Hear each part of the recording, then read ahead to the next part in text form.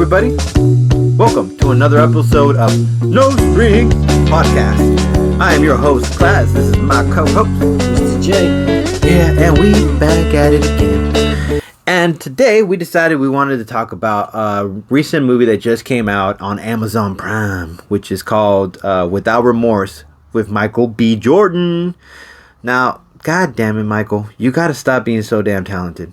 You just got to, bro. You're making me worry. You're getting me nervous. I'm never gonna let you introduce my girlfriend. I'm never gonna do that with you, bro, because I just don't trust you. You're too damn talented. You're too damn good. Anyways, even if you got a girl that's a dime too, I just won't. And the reason that is because this man is so talented that he can go from a Rocky franchise to something like this, which is another way of showing that Michael B. Jordan has the talent to become one of those action star characters. And when you put Tom Clancy in the title of a movie, you got to give it a shot. Because if you watched Tom Clancy's Jack Ryan, it's good. Like, I liked it. I love John Krasinski. It gave him a chance to be not the goofy guy. It got him a chance to be the action star. And that's what I loved about it, because it gave him an opportunity to really shine. And he really did it for first season and second season of that show. So that's why I was thinking, I don't know if I'm going to watch this. But when I heard Tom Clancy was on the title, I was like, all right, I'm going to give it a shot. And did you watch the intro? I mean, not the intro, the trailer? I think so. Yeah, so like the trailer is the thing that got me hooked. What do you call it? Because we get to see Michael B. Jordan kind of really showing his depth of how he can perform in the trailer, and at the same time, when you see the movie, he actually does still do a phenomenal job, and he plays the ultimate like badass. There are scenes where he does things like that are like, what the hell? What was that? Like, when he did it, it was like, why would he do something like that? And I want to say that like throughout it all, I was a little. Like, at first, I thought I knew what was going to happen when there were certain characters. Yeah. You know, there were certain people I was like, I don't really know for sure if something's going to happen with them. I thought I knew somebody was going to be a certain way, and then I find out later on, like, oh, okay, no, that's not how it is. They know how to do a classic misdirection. And on top of that, Michael B. Jordan kind of brings this, like, depth of, like, Frank Castle to life. You know?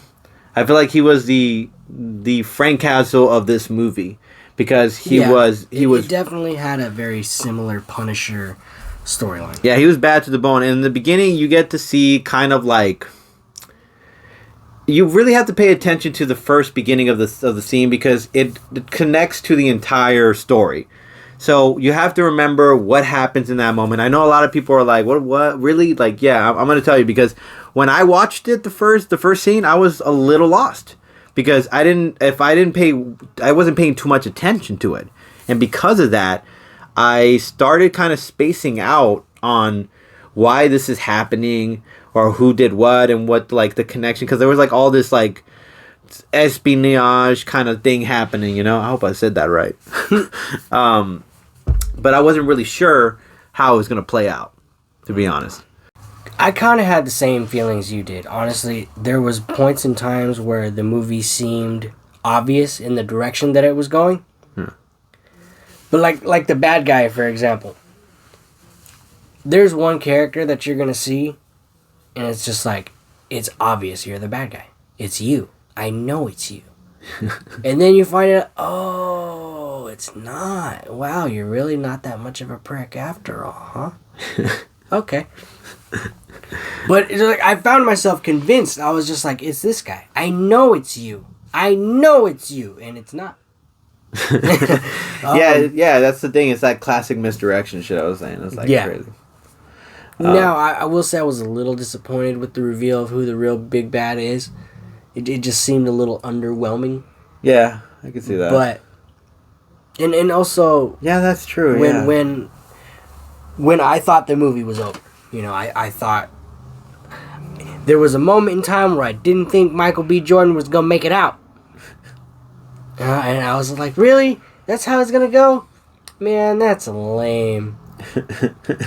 But, you know, That's just me. Yeah, no, I mean, because that's the thing. Like, actually, there are even the action scenes in it was pretty good. Great. Was just like The prison cell scene. oh, dude, the prison cell scene was the best. One of the best scenes. Like you see it in the trailer, like they hype it, but it really stands up when you actually see it because you get to see Michael B. Jordan not just be like to show that hey, like I'm just not. I can take one. He took a dominant amount of dudes down.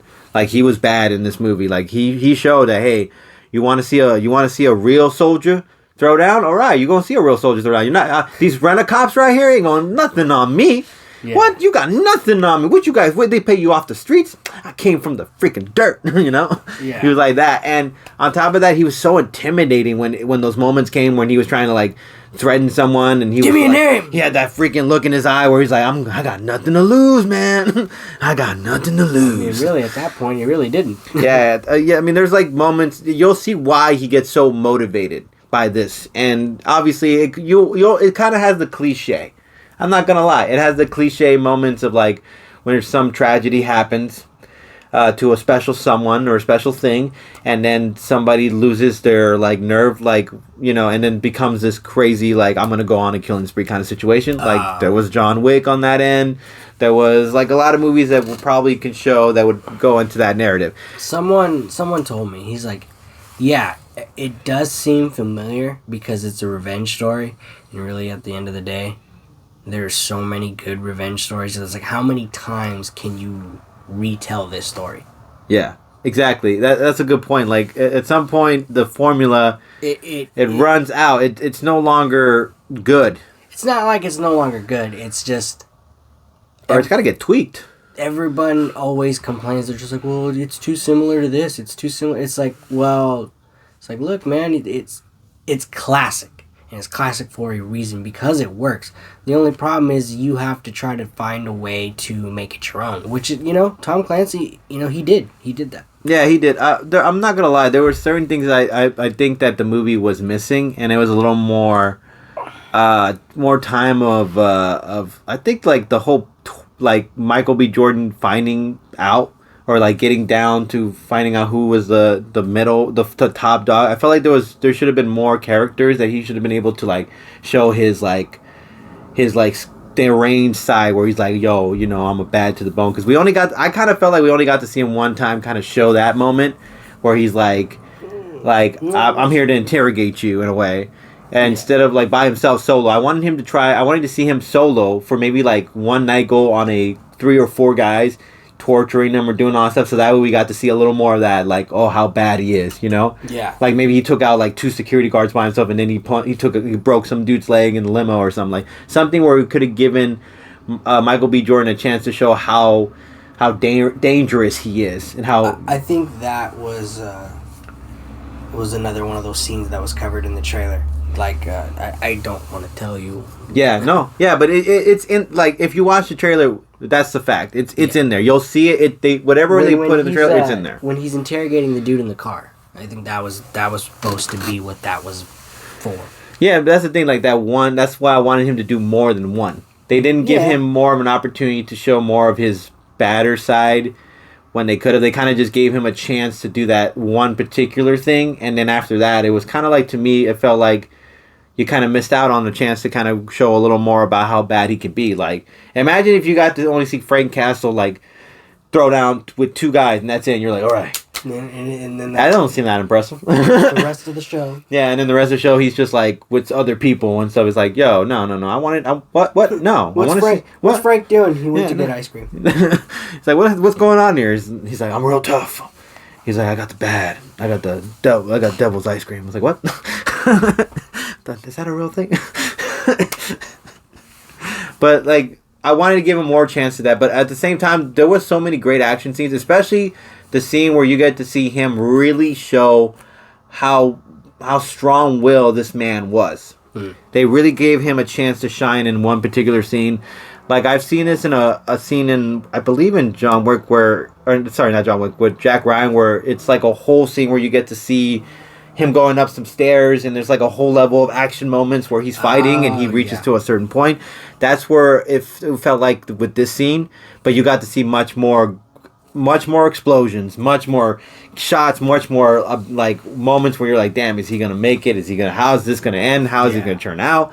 And it's I don't know. All I can really say is that Michael B. Jordan brings a great performance to it.